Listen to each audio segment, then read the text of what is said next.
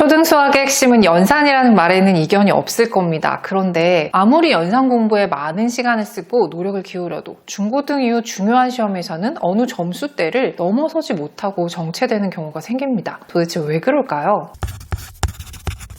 어떤 이유인지 짐작이 가시나요? 네, 바로 수학적 문해력 때문입니다.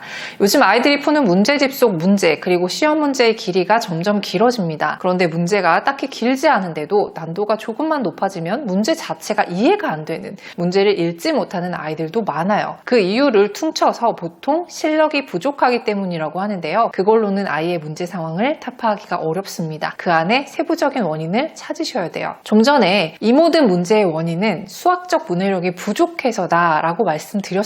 이 수학적 문해력을 발휘해야 하는 문제 유형은 크게 두 가지인데요. 첫 번째는 긴 문장제 문제, 두 번째는 짧지만 난도가 높은 문제입니다. 문장제 문제에 대한 해결책은 제가 그동안 강연과 칼럼 또 저희 채널의 영상에서도 여러 번 언급한 바가 있는데요. 요약하자면 일상적 어휘와 수학적 어휘를 구분하고 부족한 부분을 보완하는 것입니다. 일상적 어휘는 문장제 문제 안에 숨어든 일상 속 어휘를 말하는 것입니다. 예를 들어 교집합 초등학교 학생은 모두 316명입니다. 이 중 여학생이 154명이라면 남학생은 총 몇 명입니까? 라는 문제에서 모두 학생, 여학생, 남학생과 같이 일상적으로 쓰이는 어휘는 평소 생활 대화 속에서 또는 독서를 통해 보완할 수 있습니다. 수학적 어휘란 모두라는 표현이 수학적으로 어떤 의미인지, 또 총 몇 명이라는 표현은 또 어떤 의미인지를 이해하는 것부터 답을 구해내기 위해서는 주어진 두 개의 숫자를 어떻게 이용해야 할 것인지를 파악하는 것인데요. 표면적인 어휘의 뜻을 안다 해도 주어진 숫자를 더할 것인지 뺄 것인지를 파악해내는 능력 또한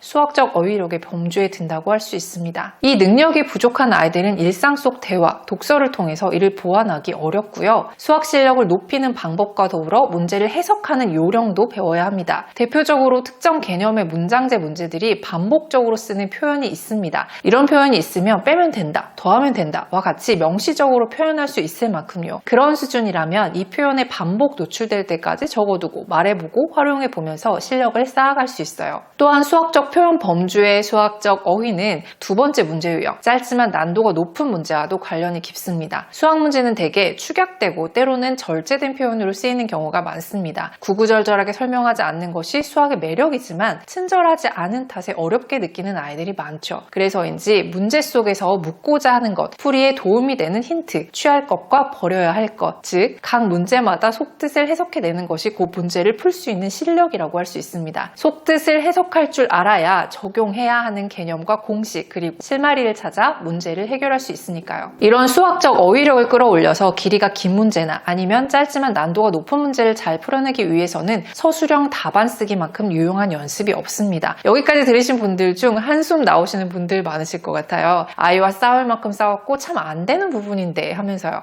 그런데요. 초등 때 서술형 문제풀이 습관이 안 된 아이들은 절대 중고등 가서 C, 즉 70점대 이상의 성적을 받기 어렵습니다. 그러니 어려워도 한 단계씩 밟으면서 습관을 들여놓으셔야 돼요. 서술형 답안 쓰기 연습은 처음에 습관 들이기 어렵지 시작만 하면 실력 향상은 이미 따놓은 당상입니다. 우선은 서술형 문제로 서술형 답안 쓰기를 시작하지 마세요. 문장제 문제, 서술형 문제에 대해 거부감이 없는 아이라면 상관없지만 만약 이런 문제를 어려워하거나 싫어하는 아이라면 시작도 전에 거부하는 아이를 붙잡아 놓느라 엄청난 에너지를 사용하게 됩니다. 그보다는 아이가 느끼기에 쉬운 문장제가 아닌 문제부터 시작하고요. 또 쓰도록 지도하지도 않습니다. 끊어 읽기와 밑줄 치기부터 시작하는 거예요. 두 줄에 불과한 문제라도 어디서 끊으면 좋을까를 물어가며 끊게 하고 끊긴 부분이 무슨 뜻인지 말해보게 하는 겁니다. 아이들 중에는 앞서 말한 빼기 문제를 만났을 때 왜 빼야 하는지도 모르면서 어제도 그제도 빼는 문제를 풀었기 때문에 보통 한 단원이 거의 같은 개념을 물으니까 계속 빼는 걸 배워왔겠죠. 그냥 아무 생각 없이 뺍니다. 그건 진짜로 문제를 이해하고 뺐다고 할 수가 없어요. 우리 아이가 알고 그렇게 했는지를 확인하고 싶으시다면 더하기 문제랑 빼기 문제를 섞어서 테스트해 보시면 됩니다. 어떤 건 왜 더하고 어떤 건 왜 빼는지 아이 나름의 논리가 있다면 알고 있는 거니까 안심하셔도 됩니다. 이처럼 처음에는 문제 속 속뜻을 찾는 연습만 해도 괜찮습니다. 이 과정이 익숙해지면 그 쉬운 문제들을 직접 쓰면서 푸는 연습을 시켜주세요. 풀이 과정이 너무 간단하다면 그 자체로서 아이들이 만족도가 올라갈 거고요.